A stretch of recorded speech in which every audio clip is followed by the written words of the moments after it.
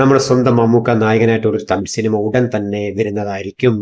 നായകനായിട്ട് മമ്മൂക്ക മാത്രമല്ല വരുന്നത്, കൂടെ നമ്മുടെ ധനുഷ് ഉണ്ടായിരിക്കും. അതെ, ധനുഷ് നായകനാകുന്ന D55 എന്ന സിനിമയിൽ മമ്മൂക്ക ജോയിൻ ചെയ്തു എന്നാണ് പുതിയൊരു അപ്ഡേറ്റ്. അതിനു മുമ്പ് അദ്ദേഹം അഭിനയിച്ച സിനിമ ഏതാണെന്നറിയാം, പേരൻപ് എന്നുള്ള സിനിമയായിരുന്നു.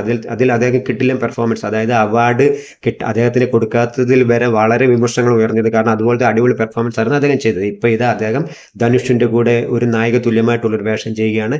നായികയായിട്ട് വരുന്നത് സായി പല്ലവിയാണ്. പിന്നെ അതിലെല്ലാം ഏറ്റവും വലിയ ലേറ്റസ്റ്റ് ആയിട്ടുള്ള വേറൊരു വാർത്ത എന്നാന്ന് വെച്ചാൽ അതിൽ അദ്ദേഹത്തിന്റെ പ്രതിഫലത്തെ കുറിച്ചാണ്.